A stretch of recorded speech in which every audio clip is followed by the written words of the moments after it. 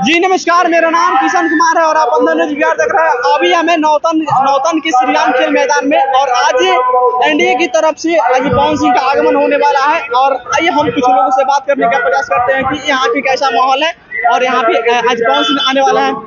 भैया आपका क्या नाम है? हम तो आए हैं पवन सिंह को देखने और हम लोग तो देख रहे हैं, झंडा दिख रहा है जी। तो झंडा हम लोग बीजेपी को सपोर्ट करते हैं। बीजेपी जब बीजेपी में है तो बीजेपी के सपोर्टर में है। आज यहाँ पे कौन आ रहा है? आज तो पवन सिंह आ रहे हैं, जो पावर स्टार पवन सिंह आ रहे हैं। जी। आपको मालूम है कि नहीं? मालूम है पवन स्टार को? हाँ ठीक है। क्या नाम है सर? मेरा नाम संजय कुमार पांडे है जी। मैं शिवराजपुर का निवासी हूँ जी और यहाँ आज भोजपुरी के पावर स्टार जी पवन सिंह जी और साथ में डॉक्टर संजय जायसवाल जी स्थानीय सांसद जी नारायण शाह जी के प्रचार में वो लोग आ रहे हैं। उन्हीं से मुखातिब होने मैं आया हूँ, उन्हीं से उन्हीं का भाषण सुनने और उनको देखने, दोनों ख्यालात से मैं आया हूँ। बाकी दर्शकों से क्या कहिएगा?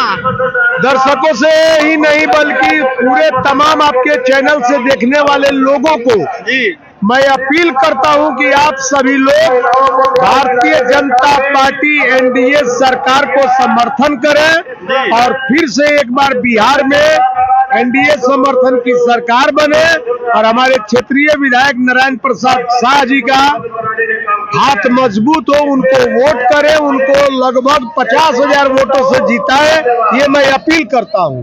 कुछ लोग तो कहते हैं कि मतलब नारायण प्रसाद मेरे मतलब विधानसभा के लिए कुछ नहीं किए हैं। वो जो लोग बोलते हैं ऐसी बातें, वो कहीं ना कहीं विरोधी लोग हैं, विरोधी पार्टी के लोग हैं, इसलिए वो लोग नारायण प्रसाद के ऊपर लांछन लगाने का काम कर रहे हैं। ऐसी बातें नहीं है।